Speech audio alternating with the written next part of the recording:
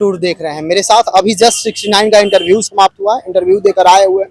तो जो भी इंटरव्यू देने वाले हैं वो तो वीडियो को देखे ही, साथ ही साथ जो फर्स्ट बार इस बार बीपीएससी 17th का एग्जाम देंगे या जो बार बार एग्जाम देकर छट जा रहे हैं, उनके लिए अलग से किस तरीका से कैसे तैयारी करना चाहिए, कैसे सेल्फ प्रैक्टिस करना चाहिए, किस सब्जेक्ट पर विशेष फोकस करना चाहिए, किन किन बुक को शामिल करना चाहिए। आपका स्वागत है एग्जाम। Thank you sir. कैसा रहा इंटरव्यू? इंटरव्यू तो बहुत बढ़िया रहा, काफी ऑनरेबल मेंबर्स थे, काफी कोऑपरेटिव थे, काफी बेहतरीन तरीके से बेंच था, कुछ मालूम था?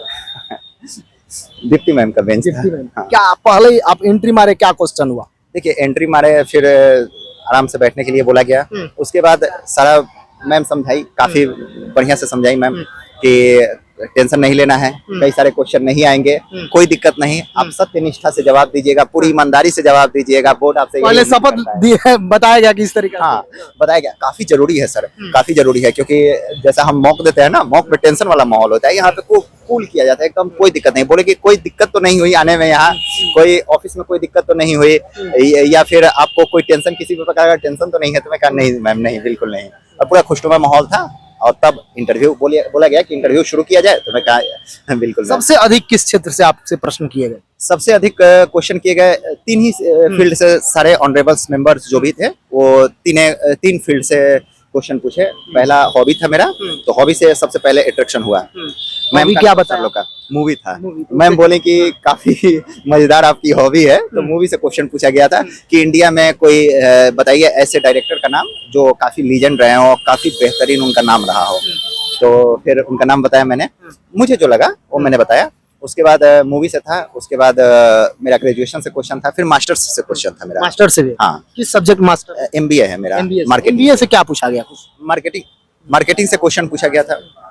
मार्केटिंग से मेरा क्वेश्चन पूछा गया था कि जो भी मतलब प्रोडक्ट है, प्राइस है, उसके बारे में पूछा गया था। प्लेस के बारे में पूछा गया था कि कोई प्रोडक्ट कहाँ पे बिकेगा, ये कैसे तय होगा, क्या तय होगा। फिर कई सारे क्वेश्चन थे। बिहार से रिलेटेड कोई? बिहार से मुझसे नहीं पूछा गया था, ऑप्शनल से भी नहीं पूछा गया था, ऑप्शनल से भी नहीं, ना, और करंट से भी नहीं, तीनों से नहीं। तीनों से, करंट से भी नहीं ना। अभी जो विद्यार्थी इस बार फर्स्ट बार एग्जाम देंगे, क्योंकि सीट बहुत अधिक है, सब लोग अट्रैक्टिव है कि इस बार हो जाए, डीवाईएसपी हो जाए या एसडीएम हो जाए, बहुत अच्छा पद है। कैसे तैयारी? आपका कौन सा अटेम्प्ट है?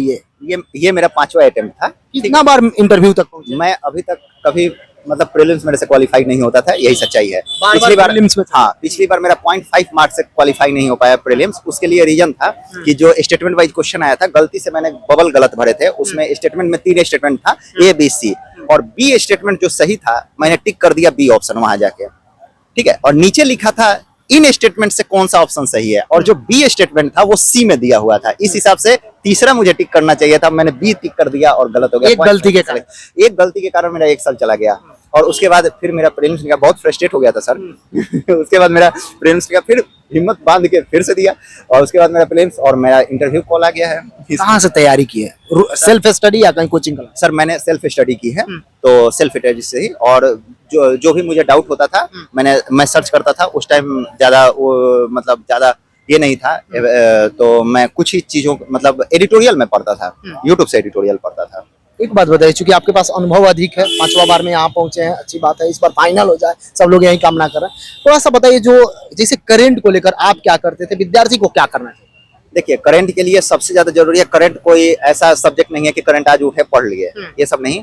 करंट सिर्फ प्रीलिम्स में ही नहीं, मेंस में बहुत ज्यादा इंपॉर्टेंट है, और इंटरव्यू में तो है ही। मेरे से नहीं पूछा गया, अलग बात है। तो सबसे ज्यादा जरूरी है करंट के लिए ना, मैगजीन तो बाद में पढ़िएगा, एग्जाम से 1 महीने पहले पढ़िएगा। सबसे ज्यादा कुछ जरूरी है तो एडिटोरियल पढ़ना है। अगर एडिटोरियल नहीं पढ़ेंगे तो बीपीएससी कभी नहीं हो सकता, कुछ भी हो जाए बीपीएससी नहीं हो सकता।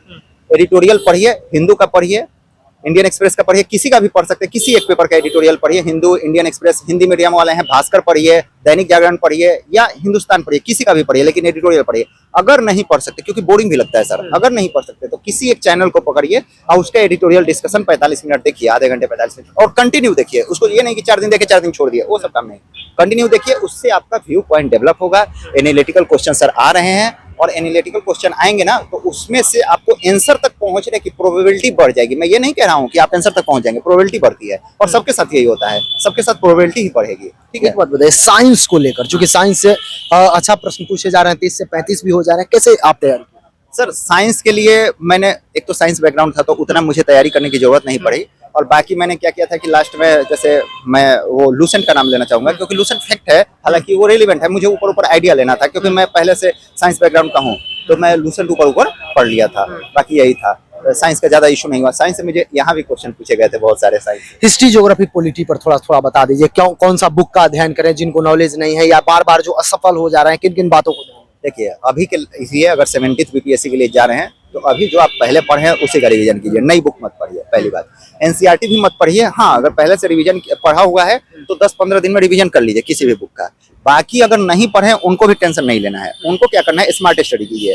आप किसी भी कोचिंग का मॉक लाइए या फिर जो भी बढ़िया स्टैंडर्ड मॉक उसको लाइए, उसका क्वेश्चन लगाइए और अपने आप को चेक मत कीजिए, अपने आप को जज मत कीजिए कि कितना मार्क्स आ रहा है, बल्कि आप मॉक का सॉल्यूशन देखिए, उसका एनालिसिस देखिए और एनालिसिस से आप अपने कॉन्सेप्ट को स्ट्रॉन्ग कीजिए। जैसे जीडीपी का कोई क्वेश्चन पूछ दिया तो मॉक के एनालिसिस में जीडीपी का हर एक एंगल बताएगा, तो एनालिसिस देख लीजिए तो आपका जीडीपी तो तैयार हो गया ना कम से कम भाई। तो ये सब चीजें आप मॉक दीजिए और साथ में आप प्रीवियस ईयर दीजिए और इसी से स्ट्रॉन्ग कीजिए। और प्रीवियस ईयर बीपीएससी का 5-7 साल जाइए, उससे पीछे का मत जाइएगा, और यूपीएससी का प्रीवियस ईयर 8-10 साल तक जाइए, ठीक है। और साथ में एडिटोरियल मत छोड़िए। अभी 1 महीने बाद एग्जाम होता है तो मैं नहीं बोलता, लेकिन अभी के लिए 2 महीने टाइम है तो एडिटोरियल लगातार देखिए, इससे कुछ आपका बिगड़ेगा नहीं 45 मिनट देने से। एक बात बताइए, मॉक डेली देना चाहिए या एक एक दिन बीच करके? देखिए अगर आप डेली दे सकते हैं तो 3 घंटे में मॉक दीजिए, 3 घंटे, 2 घंटे में देना होता है, लेकिन आप 3 घंटे में एनालिसिस देखते हुए दीजिए। एक क्वेश्चन लगाए, एनालिसिस देखिए, दूसरा क्वेश्चन लगाए, एनालिसिस देखिए। ये मत कीजिएगा कि सारे क्वेश्चन लगाए और तब लास्ट में एनालिसिस देखिए, इससे प्रॉब्लम होती है। एक सर बड़ी बड़ी प्रॉब्लम होती है, उस पर लोगों का ध्यान नहीं जाता। क्या प्रॉब्लम होती है कि आपने मान लीजिए एनालिसिस में आपने क्वेश्चन गलत किया, कोई और कॉन्सेप्ट आपके माइंड में उस टाइम आ गया होगा, क्वेश्चन गलत कर दिया, उस टाइम आप रेक्टिफाई नहीं करेंगे उसको। आप 1 घंटे बाद जब सॉल्यूशन देखेंगे ना तब जाके रेक्टिफाई करेंगे, तब तक दिमाग में वो चीज बैठ चुकी रहती है। अगर आप मॉक दे रहे हैं एक एक क्वेश्चन, मैं वैसे ही करता था, एक क्वेश्चन लगाए, एक क्वेश्चन सॉल्यूशन देखे, उससे क्या होता है कि आप मान लीजिए कोई गलत क्वेश्चन कर रहे हैं तो तुरंत आप अपने माइंड को ये सिग्नल दीजिएगा कि ये गलत हो रहा है, इसको ठीक कीजिए, ठीक है।